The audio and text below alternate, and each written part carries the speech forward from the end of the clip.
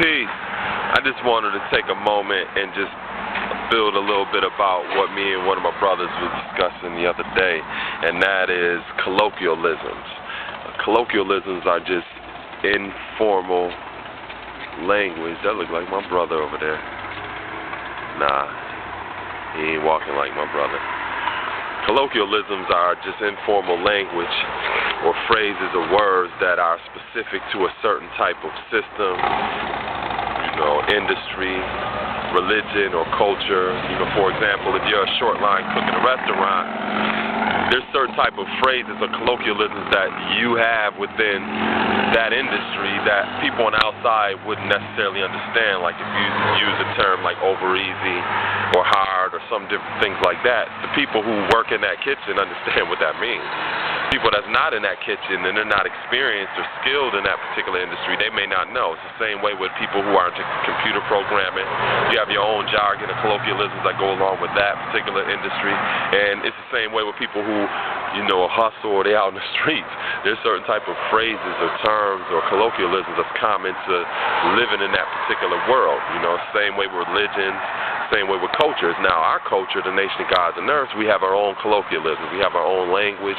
We have our own jargon that we use to communicate with one another that people on the outside wouldn't necessarily understand.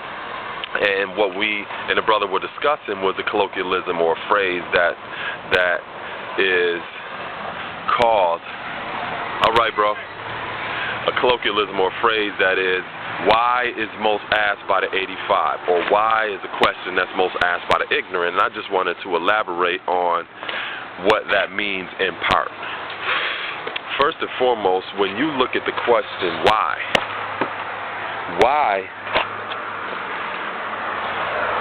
is a question that does not require a person to submit actual facts or to show and prove anything. For example, you got a child at home and you heard this big crash in the room, and then you go in there and say, and they standing there with this look on their face, like,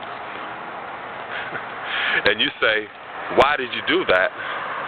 Simply because you ask them why, they can give you their feelings, they can tell you what their beliefs are, and they can give you their opinions. They can sit there and say, well, I was standing over there, and I was looking over towards a window, and it was a big blue dragon that was in the window, and then the blue dragon lifted the window up, and he came in, and then he went over there by the stuff that you see right there that just spilled, and then it knocked it over, and I was scared, and I was gonna tell, and I was gonna come and tell you, but the blue dragon, it went right back out the window and it disappeared. Since you asked why, that is a valid response because it didn't require them to acknowledge or adhere to any actual facts.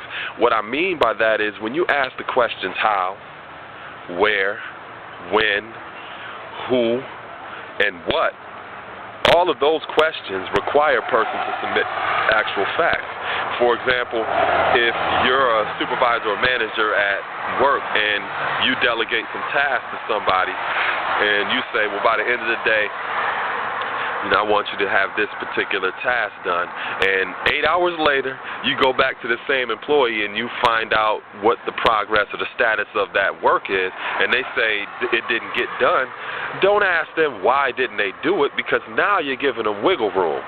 Now you're giving them the opportunity to tell you how they felt, what their opinions are, and what they believed actually happened.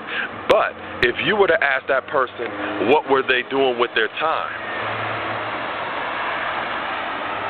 And the reason they didn't get this task accomplished, now they have to account for the amount of time. They have to account for the 8 hours that they invested in throughout that day, which is going to either verify or validate the reasoning and support why that task didn't actually get done. So they're going to have to give you an accounting for their time, and that's actual facts. If you ask them why, they ain't got to account for nothing. All they can give you is their opinions, their feelings, and their beliefs. It's the same thing with the question, what? If you ask a person, what were they using? They can't just tell you some invisible object or some abstract explanation about what actually was being used to accomplish a certain type of task. They got to give you actual facts of something that's real. It's the same thing if you ask them who was involved. Who requires them to give names and faces? You know, they can't tell you Space Ghost. They can tell you Ghost Face. But they can't tell you Space Ghost or anything else or whoever else was involved, because once they give you names and faces, you can go behind them and verify or validate whether it was actual fact or not. If you ask a person why, they're not required to give you actual facts. Same thing with where. Where is an actual geographic location? If somebody tells you this is the place that something happened and whatever, you can go and check the address. You can go and go to Google Maps or whatever and find the actual location where this incident actually took place.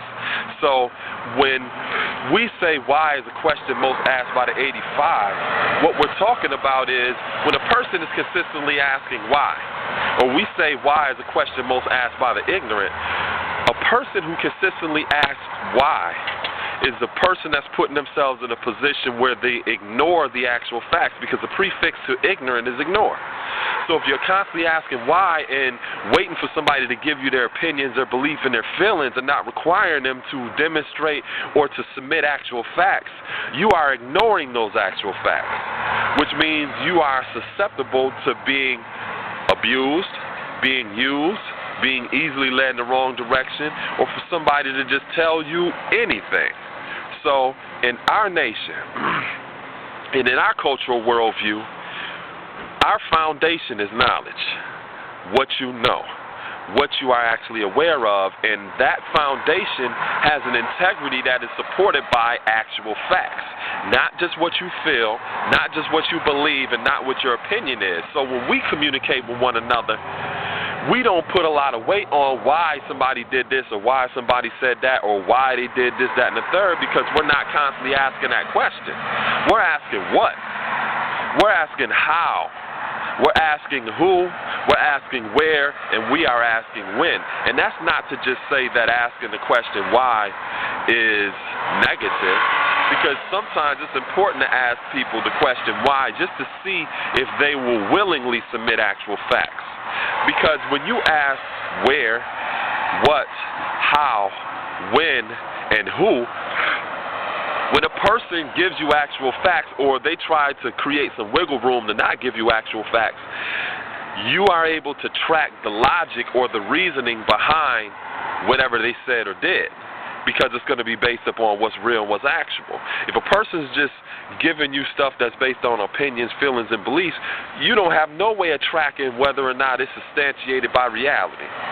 So we say that why is a question most asked by the 85, we're talking about people who approach life from the perspective of a belief system, from the perspective of opinions and feelings and things along those lines, which makes them easily led because they are ignoring the actual facts. And within our language, built within our infrastructure and how we live and view the world, we require each other to show and prove. We require each other to submit actual facts. So if I'm building with another god of earth or something like that, I'm not just sitting there asking them a whole bunch of whys. I'm asking them what did they do, or how did they accomplish this particular goal, or how did they utilize this procedure. I'm asking them where it actually happened, you know, when it actually happened, which means a person's required to substantiate a time frame. Who was actually involved? Because all of those questions require a person to submit and adhere to reality. So I just wanted to share a little bit about that and to give you a little more insight into the reasoning behind us saying why is a question most asked by the 85, or why is a question most asked by the ignorant or those who ignore the actual facts. And because we have this built within our language, within our worldview, and in our value system as a nation, we maintain a level of integrity amongst each other, whereas people just can't tell us anything. People can't just give us their opinions or just feelings or beliefs about stuff, and we just go on ahead and put weight on it and ride with it. Nah. we deal with actual facts, and that is a foundation of knowledge. So with that being said, hope that gave some of y'all some clarity about colloquialisms. And, you know, maybe somewhere down the line I may share some other different colloquialisms that you could get a better understanding of how we live as a nation and as a culture, and also to give you more clarity on how those of you who are consistently just asking why can better operate when it comes to being able to establish some integrity. What's going on, Keener? This is my man Keener. Let me show you Keener. You can see him? Yeah, he's over there by that bike. I went to high school with him. He was kind of like, he worked with our different sports athletic teams, so I've known this dude for like 20 years. And that's something I wanted to say too. It's important to establish long-standing relationships, you know, and that goes back and coincides with what I'm saying in regards to integrity. When you establish relationships with people where they're not required to adhere to actual facts and show and prove anything, it's difficult to maintain a level of integrity, continuity, and a bond with people because it's not based on what's real. It's just based upon what you feel. And it's a fact we got feelings, but our feelings ain't always a fact. What's going on, Muscles?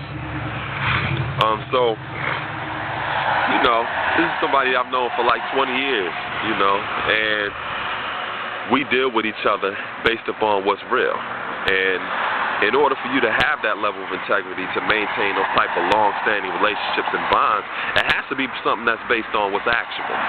Whereas people can't just tell you anything, or you just accept anything, or you just tell other people anything, or just expect them to accept anything. It's based upon what's real.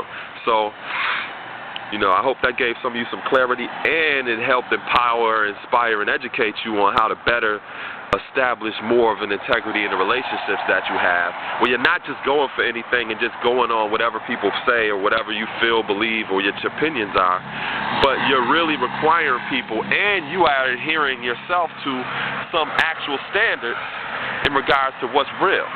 So I rambled on for enough, so peace.